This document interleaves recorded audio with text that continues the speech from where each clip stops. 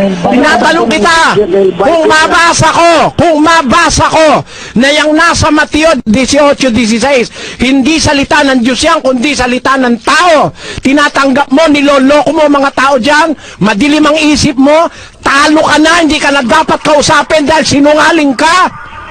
Sabi mo, salita ng Diyos. Kung mabasa kung hindi salita ng Diyos yan, na kailangang pagtibayin ng 2 o 3 saksi, tinatanggap mo, sinungaling ka. Talo ka na. Totoo lang ang sinasabi ko. Niloloko mo yung mga tao dyan, nagsisinungaling ka. Hindi salita ng Diyos yung nasa Mateo 18:16 na kailangan pagtibayin ng 2 o 3 saksi. Kaya sabi mo, salita ng Diyos yan. Yung palang Diyos mo, para maging totoo salita niya, kailangan may sumasaksi pa sa kanya.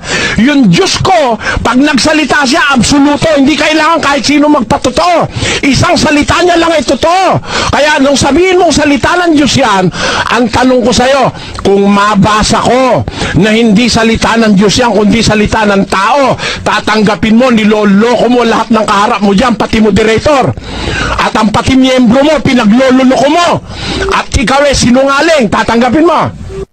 Ay, inuulit ko yung tanong ko. Dahil niloloko niya yung mga tao dyan eh. Dahil yan, libo-libo yung tao, niloloko mo. Pati sa internet, libo-libo nakikinig. Maraming taong ililigaw ka. Kailangan pala sa'yo, yung salita ng Diyos mo, pati bayan pa ng tao, 2, 3 saksi. Yung salita ng Diyos ko, kahit siya isang salita lang, naniniwala ko, totoo yun, absoluto yun. Kaya tinanong kita, yung bang ginamit mong talata 18:16 na kailangang pagtibayin ng 2 o 3 saksi, salita ba yan ng Diyos o salita ng tao? Sabi mo, salita ng Diyos. Kung mabasa kung hindi salita ng Diyos yan, tatanggapin mo, madilim ang isip mo, talo ka na. Tapos na diskusyon. Ayan o ang hamon ni Brother Eli sa inyo, Pastor. Ipababasa na ba natin kay Brother Eli?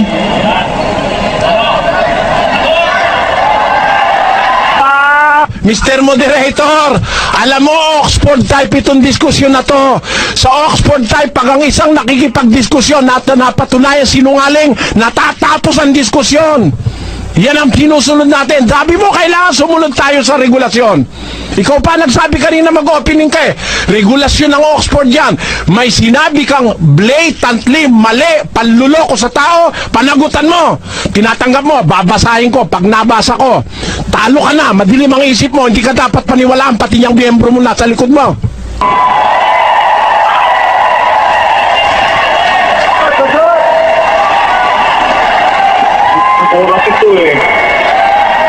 Kasi po, Brother Eli, ito po ang may sasagot ko sa iyo. Ang Biblia po kasi... Sumagot ka! Teka muna! Huwag ka magkapaligoy-ligoy. Maging professional ka. Sumagot ka. Tama ba yung sinabi mo? Mali.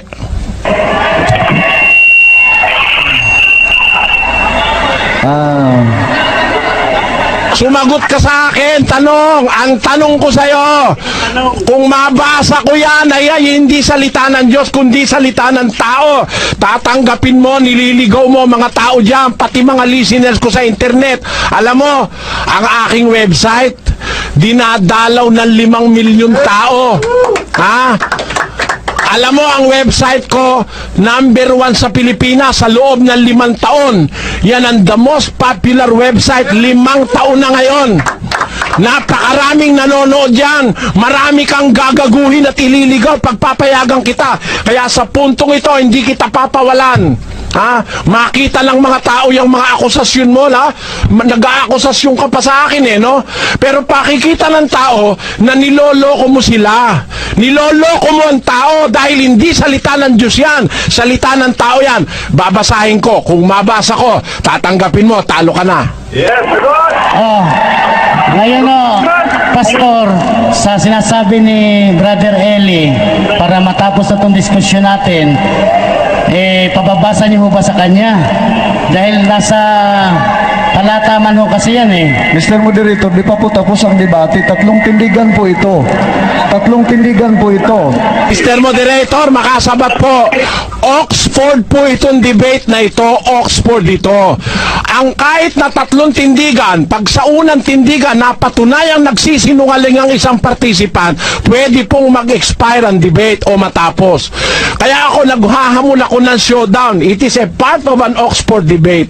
Siya ang may sabi,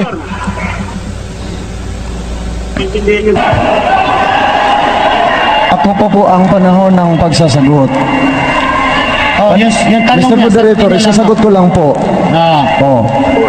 Ang mga apostolis po, ang nagsasabi po nito ay mga tao po sila ng Diyos. Kaya kung ano man yung sinusulat nila dito, ay nagmumula po sa Panginoong Diyos yan.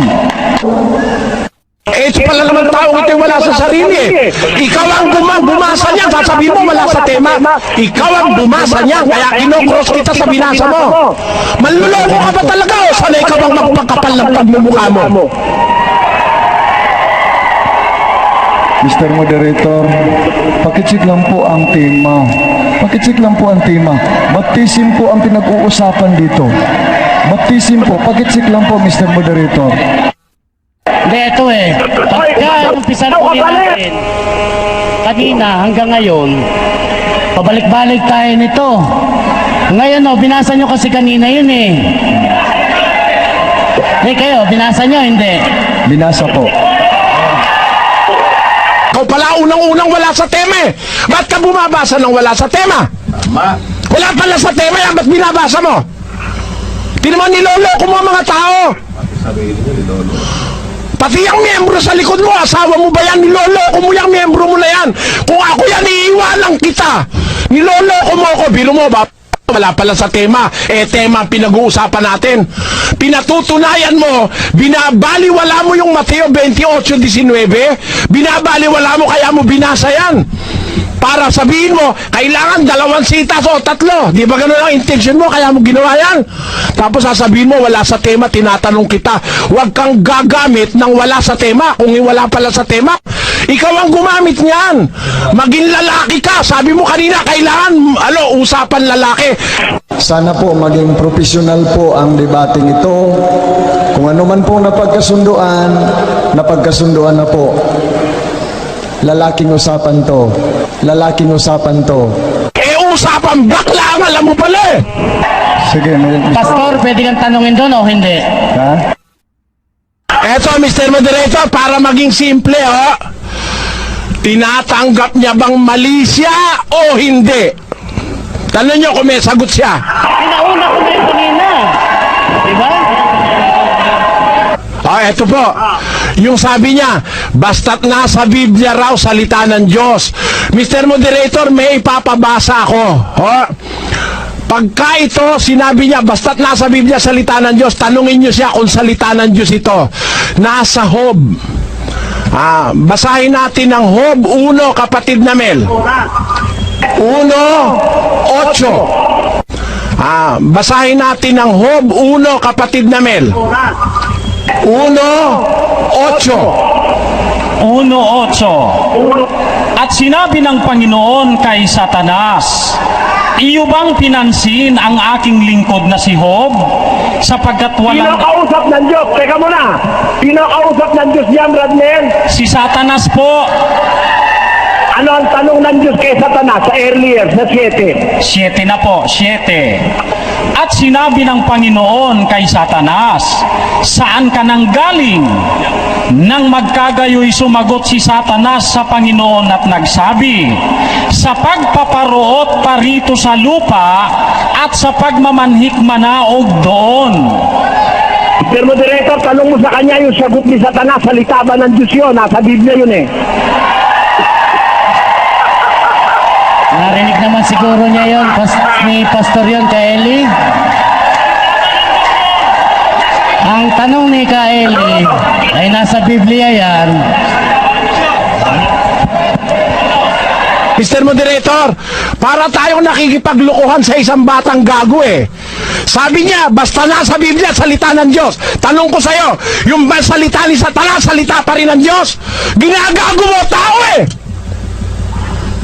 Rodmel, talungin mo! Aba, magdesisyon ka, Mr. Moderator! Mr. Moderator, ito lang ang payo ko sa'yo.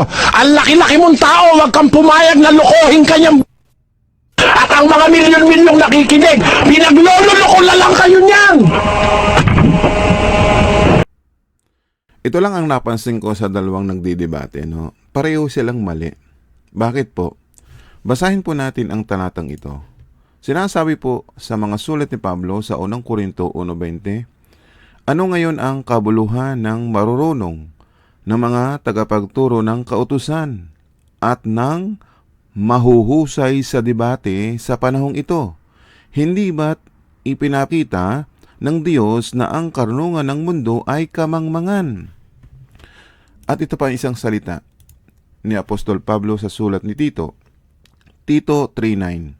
Ngunit iwasan mo ang mga walang kwentang pagtatalo-talo, ang pagsusuri kung sino-sino ang mga ninuno at ang mga diskusyon at debate tungkol sa kautusan dahil wala itong naidudulot na mabuti. At yan po ang ating ipapaliwanag sa mga taong walang pangunawa sa kasulatan. Yung sinasabi po nila dito sa talatang ito sa Mateo 8:16, basahin natin. Sapagkat sinasabi po ng isang mangangaral na si Eli Soriano, hindi daw salita ng Diyos itong Mateo 8:16. Kung mabasa ko yan, ay hindi salita ng Diyos, kundi salita ng tao.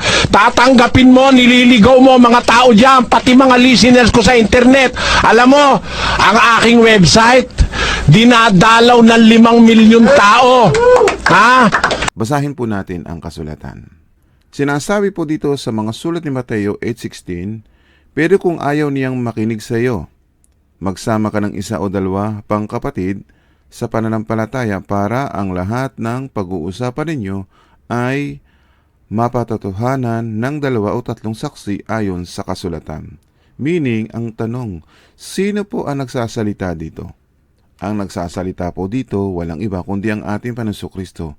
So, ibig sabihin, kung si Kristo po ang nagsasalita sa talatang ito, salita ito ng Diyos. So, ibig sabihin po, parehas silang nagkakamali sa kasulatan na kanilang pinagtatalunan. At yan lang po ang aking sagot sa talata na aking binigyan ng linaw dito po sa Mateo 8:16, hindi po salita daw ng Diyos ayon kay Eli Soriano.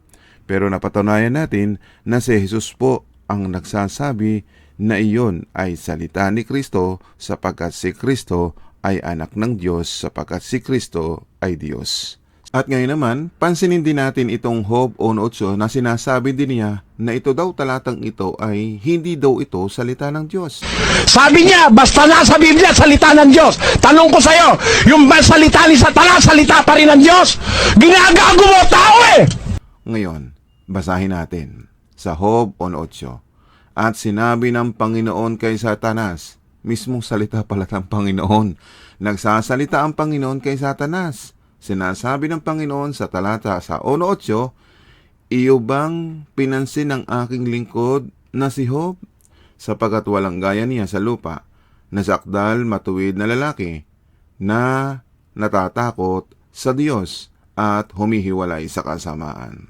Balikan nga natin yung kanyang sinabi na itong Job daw ay salita daw ng, hindi daw ito salita ng Diyos. Di ba?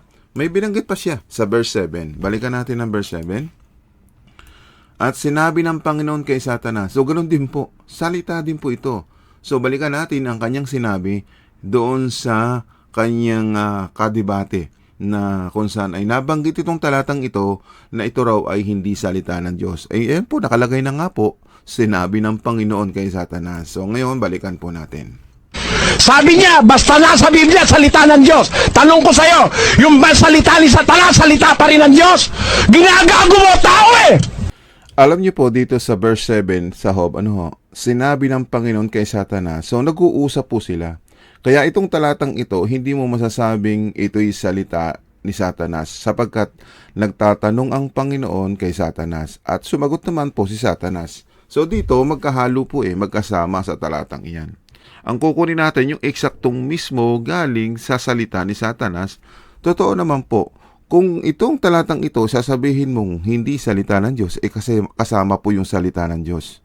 Ang nakasulat po dito, no, mismo yung Panginoon kinakausap si Satanas. So ito, huwag mo sasabihin talatang ito ay salita ni Satanas. Kasama dyan yung salita ng Panginoon. So dito sa bagay na ito, nag-uusap ang Panginoon at si Satanas. So hindi po ito natin masasabing yan ay hindi salita ng Diyos. Sapagkat nagsasalita dito ang Panginoon, nakausap si Satanas. Muli nating basahin ang Mateo 8:16 na sinasabi po ni Brother Eli Soriano ay hindi daw salita ng Diyos ayon sa kanya. Pero ngayon, napatunayan natin na si Jesus po nagsasalita dito. Muli natin basahin Mateo 8:16, datapwat kung hindi ka niya pakinggan, ay magsama ka pa ng isa o dalawa upang sa bibig ng dalawang saksi o tatlo ay mapagtibay ang bawat salita. Ituloy natin sa verse 17, at kung ayaw niyang pakinggan sila, ay sabihin mo sa iglesia. At kung ayaw niyang pakinggan ang iglesia, ay ipalagay mo siyang tulad sa hintil at maniningil ng buwis. Sa verse 18, sinasabi ni Jesus, katotohanan ng sinasabi ko sa inyo na ang lahat ng mga bagay na inyong talian sa lupa ay tatalian sa langit, at ang lahat ng mga bagay na inyong kalagan sa lupa ay kakalagan sa langit. Meaning, salita po ito ni Kristo. Kaya huwag pong sasabihin ni Eli Soriano na hindi salita ng Diyos itong 18:16 ng Mateo. Sana nanawaan po ninyo. Huwag po naman kayong makalimot na mag-like, subscribe at i-share na rin po ninyo ang video nating ito para maliwanagan po ang bawat tao sa mga salita, lalong-lalo na po sa Ebanghelyo ni Kristo na ipinapangaral sa atin. Amen.